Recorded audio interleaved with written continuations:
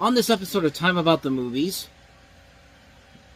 I was wondering why I put this shirt on today, because we have a new Disney movie coming out, and not only a Disney movie, a new Disney animated classic, Entangled, with Mandy Moore as Rapunzel and Zachary Levi as Flynn Rider, aka Eugene, aka whoever is... I had something there, but I completely lost my train of thought. But that's the big new release. But we also have other movies coming out on this Thanksgiving weekend, including Sharon Christina Aguilera, the latter making her feature film leading debut in Burlesque. We also have Jake Gyllenhaal and Anne Hathaway in Edward Zwick's Love and Other Drugs. We have Dwayne Johnson starring in the action thriller Faster. We have what is probably going to be the one review that you're going to hate me for, because I really do not like the Best Picture winner of this year, and we have finally reached that point to talk about why I hate The King's Speech. And we end the show with a doozy, The Nutcracker, The Untold Story, which is, it's a story that probably, after you see what I'm going to talk about here, it's a story that definitely deserves to not be told ever again. But it's the last weekend of November 2010, Thanksgiving weekend, so grab your turkey leftovers if you're watching this around that time for Time About the Movies for November 26, 2010.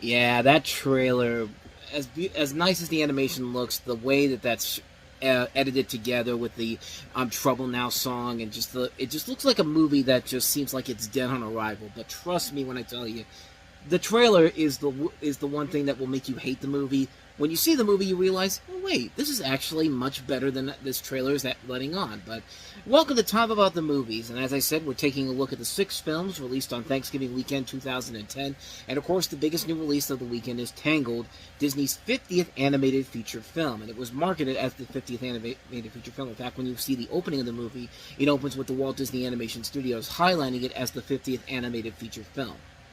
So, of course, this is based off the story of Rapunzel from the Brothers Grimm, and it features the voices of Mandy Moore and Zachary Levi. It tells the story of a thief, Flynn Rider, who stumbles across a castle in the middle of the forest while trying to hide from the kingdom's men, and finds an 18-year-old girl named Rapunzel, voiced by Mandy Moore, who had been locked in the tower ever since she was a baby. She's convinced Flynn to take her out to find out where these lights that always appear on her birthday come from.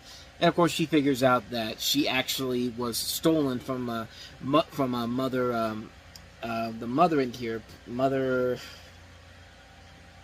have to look.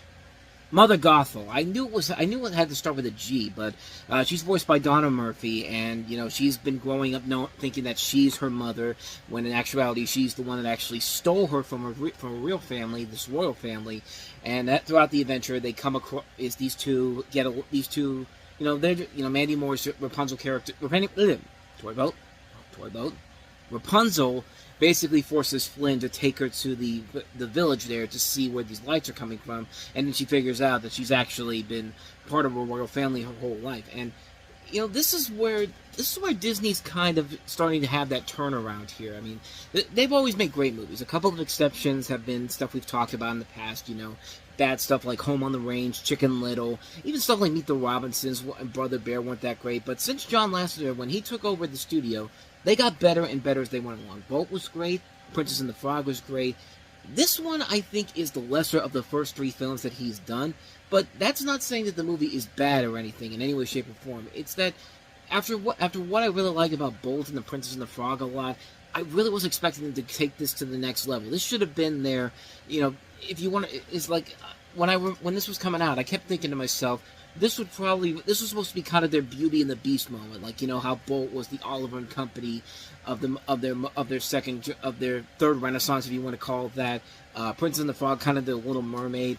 Winnie the Pooh would probably be their Rescuers Down Under, and I thought this was going to be kind of their Beauty and the Beast. But I mean, it's not that the movie is bad or anything. It's just that I kind of expected a lot more from it after what I saw with Bolt and the Princess and the Frog. But that doesn't mean it's a bad movie by any means necessary. I mean, the voice casting overall is great. Zachary Levi and Mandy Moore have a lot of good chemistry together. This is back when Zachary Levi was actually still sane and not working for the Trump administration, pretty much. And Mandy Moore fits that role of Rapunzel very well here. And Donna Murphy's pretty fun as the villain. You get Ron Perlman also in here as well, Brad Garrett. There's a couple of other notable roles in here, but the voice casting overall is great. The visuals are really impressive, too, and that's actually kind of interesting about this movie, is that this is a movie that has a high budget of $260 million, which you really would look at this and go, like, nothing about this movie really seems like it should be that, but then you realize this uses kind of a unique artistic style, which blends together features of CGI and also traditional animation while using non-photorealistic rendering to create the impression of a painting. And they would kind of elevate this to the next level with a couple of their movies going forward, like Wreck-It Ralph, and especially with Frozen, which ended up being much bigger successes. Not to say that this one wasn't a big success overall, but when your film costs $260 million to make, and you're Disney, you expect to make a lot more than less than $600 million. But hey, the film did eventually find its following overall, so I guess there is that in general. The comic relief in here is very good. They have, I kind of like Pascal over Maximus the Horse. Maximus the Horse does have some really good moments in here. The songs are very well done. I mean, it's Alan Menken songs. How can you go wrong with that? I mean, if there's anything I could say I didn't like about the film, it's nothing we haven't seen before in a Disney film. It's kind of a routine story. It's been done to death before many times, but at the same time, nothing about it really hurts the movie in general. But in a year we have had so many good animated movies, Toy Story 3, How to Train Your Dragon, Legend of the Guardians, those are the ones that I think of when I think of the highlights of the year in terms of animated movies. But this one definitely feels like the lesser of those movies, but like I said, it's not a bad movie by any means necessary. It's a movie where it works because the acting is so good, the voice actors are top-notch, the characters are likable, the elements and the visuals are really cool, and it has gone on to have a nice little legacy following this. They had a great short that appeared in front of the re-release of Beauty and the Beast in 2012, Tangled Ever After, and then they had a really good TV series that aired on Disney Channel, Rapunzel's Tangled Adventure, which was surprisingly really good. Like, the animation on that show, for as small as the budget they had, they made it work overall. But then again, when you have somebody like James Baxter as one of the animators on that, of course it's going to be great. This movie, I like it a lot, but it's definitely lesser than stuff like Bolt or The Princess and the Frog, or even their next movie, which came out in the summer, which one of the things I will never understand is why the hell would you release your next movie on the same day as Harry Potter and the Deathly Hallows Part 2? That's a decision that still baffles me to this day, and it will still baffle me once we get to that movie in July of 2011, but Tangled is a good movie, not a great movie overall. I think there are much better Disney movies than this, but it's a nice predecessor to what Disney would eventually do in the decade to come, so take that for what you will. So with that said, let's go ahead and move on to the next big new release of the weekend, which is Cher and Christina Aguilera in Burlesque.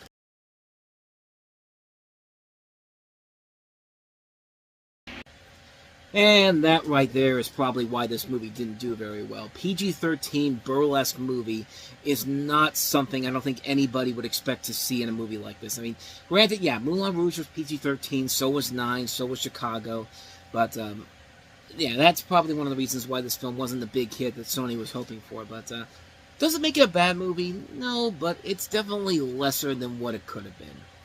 But the story of Burlesque revolves around Allie, played by Christina Aguilera, an Iowa-born girl who leaves her job as a waitress to hit Los Angeles to make it on her own, eventually ending up in a burlesque lounge where she gets a job as a cocktail waitress from Cher, who plays the character of Tess, the club's proprietor. The burlesque's outrageous costumes and bold cinematography enraptures the young ingenuine who vows to perform there one day. Soon enough, Allie builds a friendship with the featured dancer, played by Julianne Hough from Dancing with the Stars, finds an enemy in a troubled, jealous performer named Nikki, played by Kristen Bell, and garners the attractions of a bartender and fellow musician played by Cam Giganant. With the help of a sharp-witted stage manager played by Stanley Tucci and genre-bending host Alexis played by Alan Cumming, Allie makes her way from the bar to the stage. Her spectacular voice restores the burlesque lounge to its former glory, though not before a charismatic entrepreneur played by Eric Dane from Grey's Anatomy and The Last Ship arrives with an enticing proposal. And I think the big thing with this movie in particular was, could Christina Aguilera act? Like I said, this is her first leading feature film debut, the first time she's ever acted in anything, surprisingly, and I mean, she is one of the best vocalists you have out there. In the 10 years that people have known her as a recording artist, she's never done an acting role, with the exception of SNL. But other than that, it's SNL. But so the question is, how's her acting in this? It's fine. It's solid overall. I think she does a pretty good job as an actress. Plus, I mean, the singing, you can't go wrong with that. But that's not the only good thing about the movie. The dance sequences are nicely choreographed. The actors do a good job with the performances they're given. The sets are visually great. There are a lot of flaws with the movie in general. There are some things I don't like. There's a lot of songs in here, as beautifully choreographed as the dance sequences are, they're pretty forgettable in general. Even the lyrics of most of these songs are nothing special, but I guess when you have a voice like Aguilera coming in here, it probably works in its favor overall. I mean, another thing I didn't like about the movie was that there are a lot of subplots in here that have no purpose in the story and never get resolved in any way, shape, or form.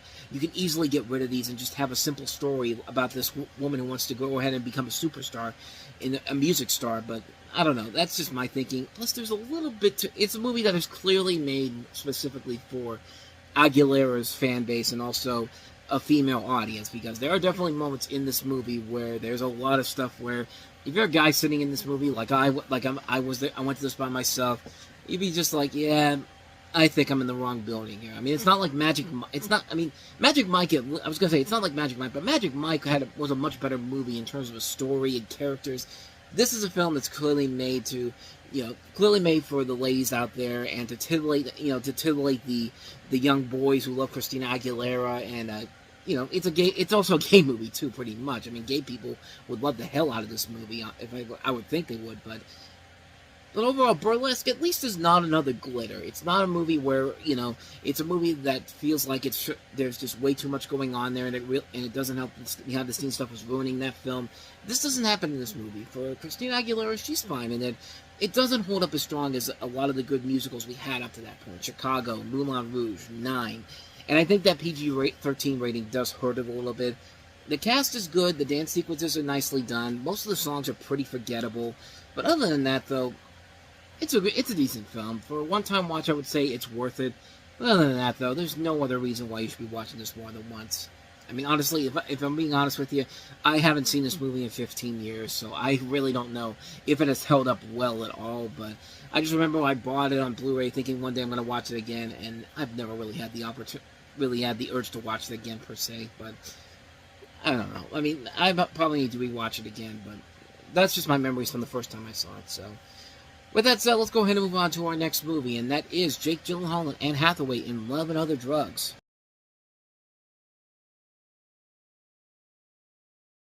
Love and Other Drugs. This is Edward Zerwick's latest film, and it follows the story of a medicine peddler, played by Jake Gyllenhaal in 1990s Pittsburgh, who starts a relationship with a young woman suffering from Parkinson's disease, played by Anne Hathaway. As you see in the trailer, you also see Oliver Platt, Hank Azaria, Josh Gad, and Gabriel Mott from The Spirit in the cast in this. And this is a movie that kind of came and went when it did, but it was a movie where I remember really liking it a lot, and I watched it again recently. I watched this one again not too long ago, and I think it's gotten better over time. It didn't get the best reviews when it came out, per se, but it was a film that had a lot of ambition to it when it came out, and I didn't really see it the first time around. I thought it was just okay. The second time around I watched it, I really enjoyed the hell out of this movie. It's not just an adult dramedy that adds the sexual aspects to it. I mean, you see Jake Gyllenhaal getting in bed with a lot of women in this movie, and Hathaway's got some nice nude scenes as well, but that's fine and all, but there is an engaging storyline here going on about this guy trying to make this relationship work when he knows that he's dealing with this woman who's got this serious disease. And the film does a very good job of handling it. And again, you have the great direction of Edward Zerwick and the writing of him and Marshall Herskovitz, and also Charles Randolph, who would later write The Big Short. And you have a lot of good people all across the board in this movie, making for an engaging film that has gotten better as time has gone on. It's a very interesting film, a very intriguing film. It's a film that isn't just a typical, watch this womanizer have a lot of sex with women. It's a movie where it actually does play out and work to its advantages on a number of different ways. It's a good film, really good film overall. Definitely has gotten better over time. Can't recommend enough. Definitely check it out. Maybe it might honestly be Edward Zerwick's most underrated movie as a director. Love and Other Drugs. Can't recommend this one enough. So with that said, let's go ahead and move on to our next movie, which is Dwayne Johnson in the action thriller Faster.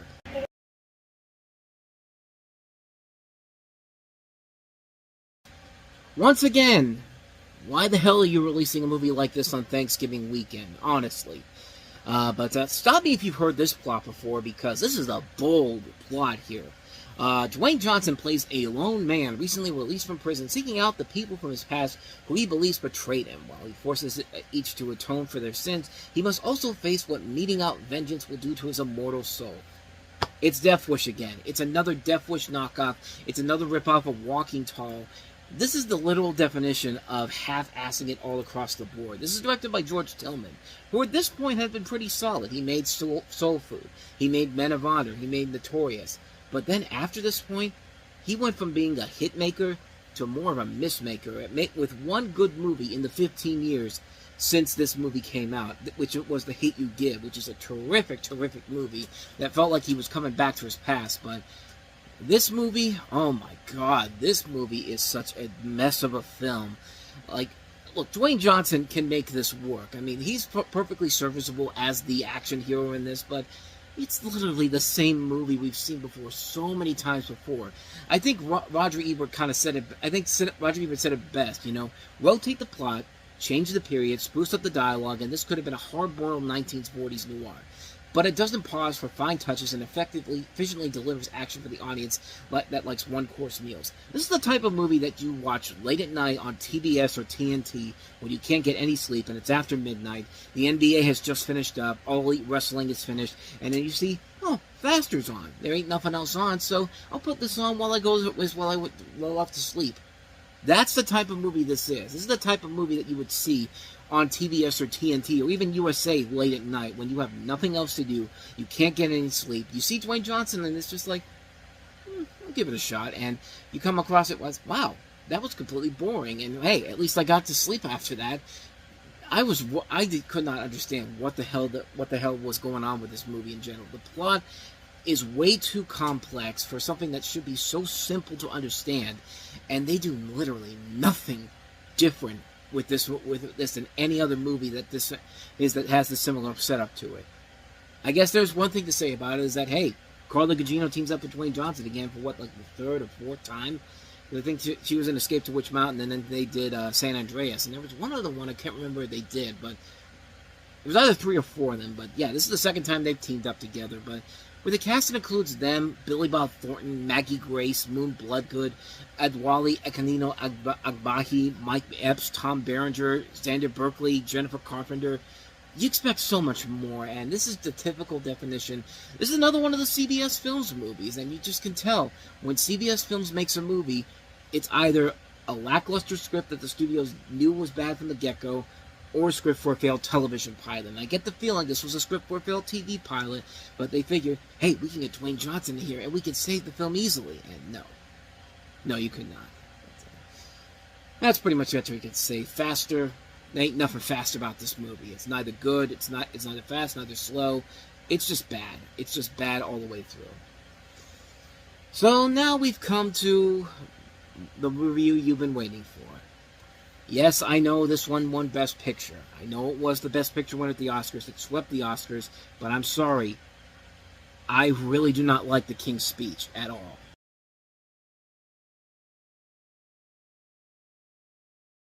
In cinemas January 7th. So, we need to start off with a little bit of context here. Back in 2019, when Green Book won the Oscar for Best Picture, I saw the movie for the first time afterwards, and it's not even that it's a bad movie. It's just a boring, bland, Oscar bait movie. And, it could have been, this is definitely one of those movies that could have been the worst Best Picture winner of all time, but this is definitely up there with one of the films that definitely did not deserve it. I bring this up because 2010, when this won the Oscar for Best Picture, I just want to give you an idea of why this movie should not have won Best Picture. Here were the other nominees for Best Picture that year: Black Swan, The Fighter, Inception, The Kids Are Alright, 127 Hours, The Social Network, Toy Story 3, True Grit, Winter's Bone.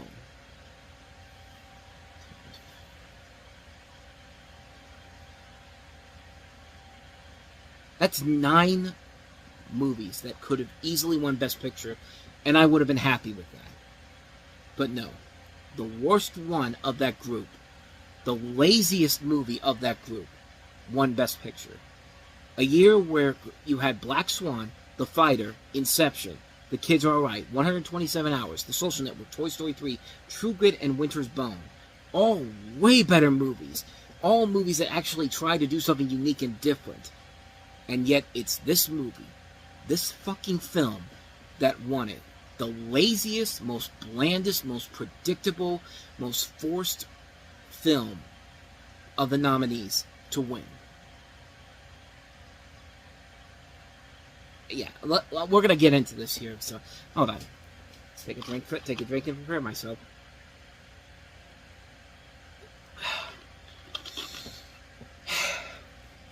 Okay, let's dive in.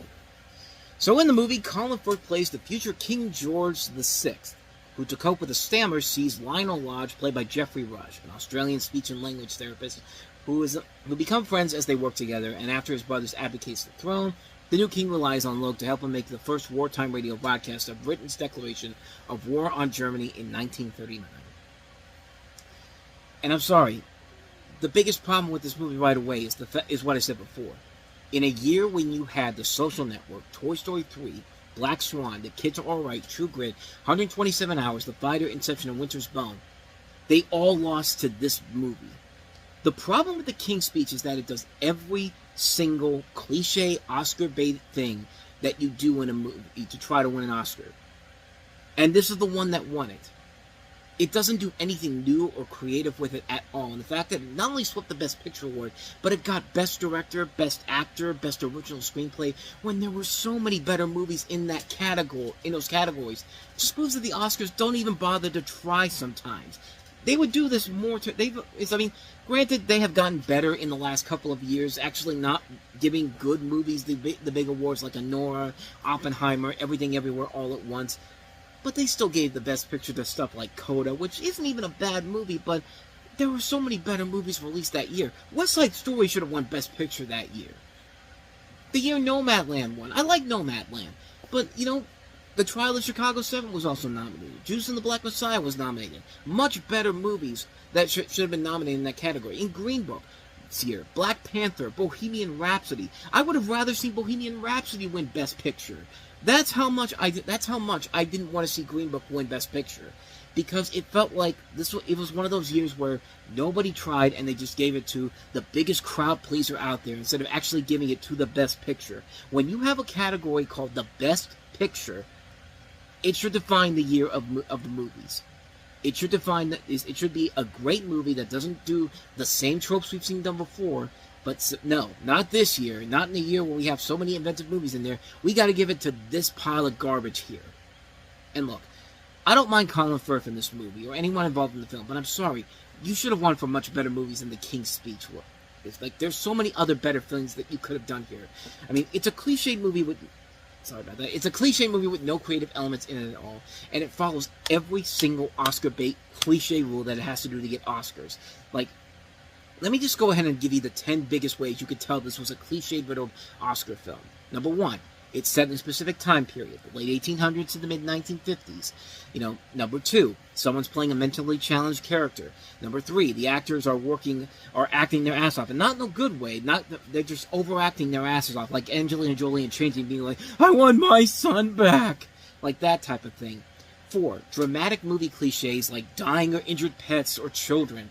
5, an actor is either playing a gay character or a historical figure, which, granted, it didn't help but Brokeback Mountain 5 years prior to this. 6, style over substance. It's a movie that looks great, but the substance? No, not worth it. 7, way too much sappiness. 8, an actor playing an inspirational figure. 9, trying to be way too topical. And 10, a convoluted script. I mean, The King's Speech has a lot of those cliches, and let's just be perfectly honest. We all know why this movie won the Oscar. Harvey Weinstein. Yeah, this was back when he had all the power in the world, and his company was in desperate need of a a legacy, like something that actually warrants his company as worthwhile. And there's clear evidence that's true. You do the research, people. Just look back at how many movies Weinstein has had a hand in winning the top prizes. Most of them for movies that are not great to begin with. Shakespeare in Love, The English Patient. I mean, we've seen that done before. But let's be honest, he's got much bigger problems nowadays. But look, and I know I'm in the major minority of movies like this, but I'm sorry.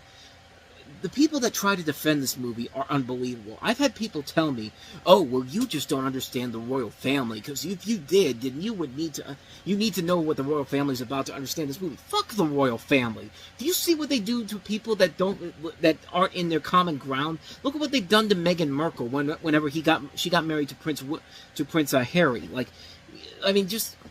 Yeah, that's the people that I have to know about to really understand the true beauty of this movie. Fuck them. I'm sorry, just fuck them.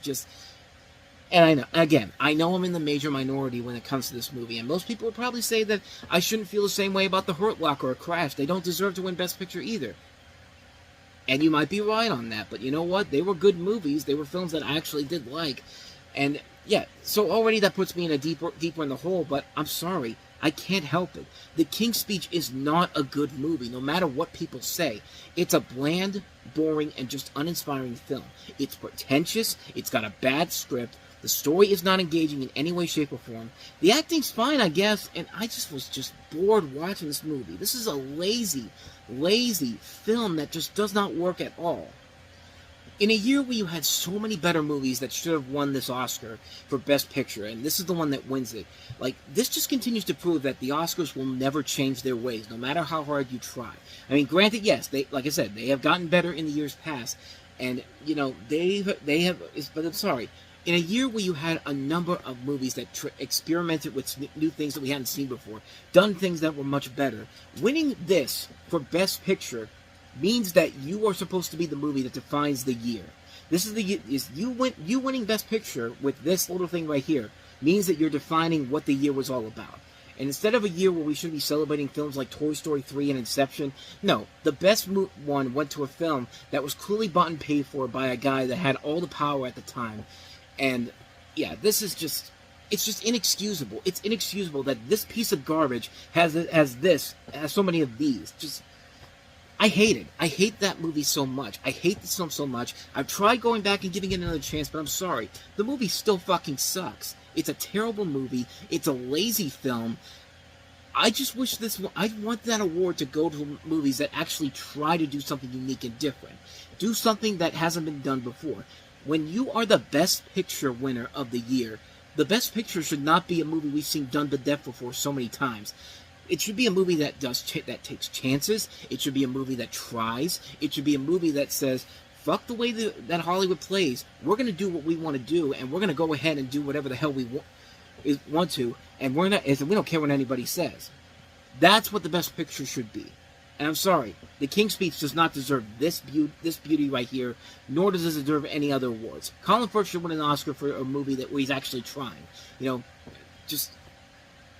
Yeah, that's my rant on The King's Speech. I hate this movie so much, and I know I'm going to be the one person out there that does not like this movie, but I'm sorry. I can't help it. I hate that this movie has several of these, including the top prize, when there were so many better movies released that year. I'm done.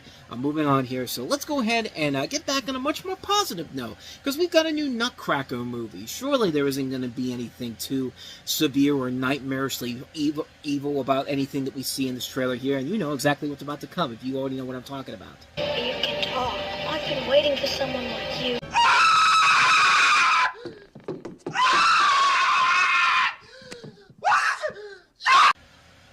I mean, good fucking lord. Consider that the beginning of the nightmare fuel that's in this movie, because holy mother of God, this was bad. Now, as we've seen on this show, it is apparently very, very hard to make a Nutcracker movie that actually isn't a terrible piece of shit. I mean, if Disney can't even make a good Nutcracker movie with Nutcracker in the Four Realms, then you have no reason to make a Nutcracker movie ever again. That's how that's how bad it is. If Disney can't save it, then there's no saving it whatsoever. Like, every studio has tried so hard to try to make a Nutcracker movie work.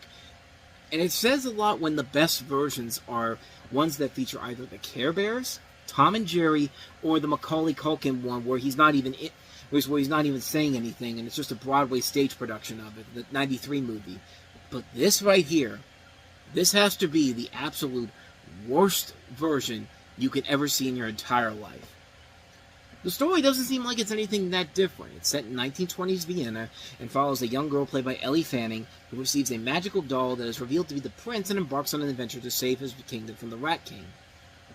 So, okay, it sounds like the story of the Nutcracker, but no, this movie can't do that. We have to be different with this, because not only do we have this in 3D, which means that nightmare feels going to be literally coming right at you while you're sitting in this, but they decided to do, this movie decides to go in the direction of adapting the Tchaikovsky score into lyrical musical numbers, and I kid you not, the artistic direction to allude to World War II and the freaking Holocaust and make the rats reminiscent of Nazis, with John Turturro with this abysmal rat makeup that literally there are times in the movie when he turns into a rat, and that is even more nightmare fueled. Like, what the hell were they thinking when they made this movie? And not only that, this has a $90 million budget on this. They spent $90 million on this. What? Who made this movie? Well, it's Andrei Konchalovsky, who, hey, he had a promising start to his career when he made Runaway Train back in the 1980s, and then he followed it up with stuff like Shy People, and then Homer and Eddie, and then Tango and Cash, which that movie was met with its own production problems. But, hey, this has also got songs written by Tim Rice? That Tim Rice? The Tim Rice that wrote songs for Beauty and the Beast, Aladdin and the Lion King? What is happening with this movie? Like, this is a disaster. This is one of the worst things you could possibly imagine. This is, you know, I know, like, I don't like going back to the King's Speech and all that, but the King's Speech, I at least get why people will find that movie appealing. I don't know who the fuck they were thinking that this movie was going to appeal to. And the fact that you spent nearly $100 million on this and thinking that you were going to make this back, I hope they killed everybody who made this, who financed this movie. Like, I hope they literally burned them at the stake like the Salem witch trials. It's just like, no, because you deserve to never, ever say any ideas ever again. Like, this is an abysmal disaster of a film that wastes too many good talents in here. Ellie Fanning, you see Nathan Lane in the trailer, John Turturro, Richard E. Grant. Just, oh my god, this... I'm baffled. I'm absolutely 100% baffled on how this thing became a reality, and how somebody at Freestyle thought, this is a great idea, let's make it, why not? And yeah, then they realized after they saw the movie, oh, now I see why we shouldn't have made this movie. I got nothing else for you. This is bad. This is really, really bad. Avoid this one like the plague. If you even see this in front of you and somebody says, hey, want to watch this movie? Punch that dude in the face and then grab a flamethrower and burn that disc, because nobody should have to be forced to watch this pile of garbage. This is a bad, bad movie. So, what an eventful week this was. I can tell you that much. Need a drink after that one. Oh, what a week that was. What a way to finish. But, with that said, that's going to wrap this episode of Time About the Movies up. But next time around, we come to the beginning of the last month of 2010, December 3rd. And of course, it's post-Thanksgiving weekend, which basically means no big new wide releases are coming out to really stand out against some of the holiday leftovers. The biggest new release is The Warrior's Way, which, once you see it, you realize, yeah, there's a reason why this movie got put out after this weekend, because it's that bad. But we do have awards contenders. I mentioned this one earlier, and yeah, this is definitely one of those much better movies than The King's Speech. Darren Aronofsky's Black Swan, featuring an Oscar-winning performance by Natalie Portman, as well as Mila Kunis. We also have Jim Carrey in a radically different role, starring alongside Ewan McGregor in the romantic comedy I Love You, Philip Morris. And it literally is a romantic comedy, but we also have Ryan Gosling and Kirsten Dunst in All Good Things, which is very topical, especially what happened with Robert Durst. But we'll talk about those 4 movies coming up on the next episode. That'll be tomorrow, but what an episode this was. I really hope you enjoyed this one, or you really hate me because I disliked your Precious King speech, but if you somehow find some enjoyment out of this, can I ask you to do at least one thing? Go ahead and hit that like button, hit that subscribe button, and hit that notification button. And also, don't forget to hit the playlist as well as check out the last episode we did. So, with all that said, whether it's in the past, the present, or the future, I will see you at the movies. Take care.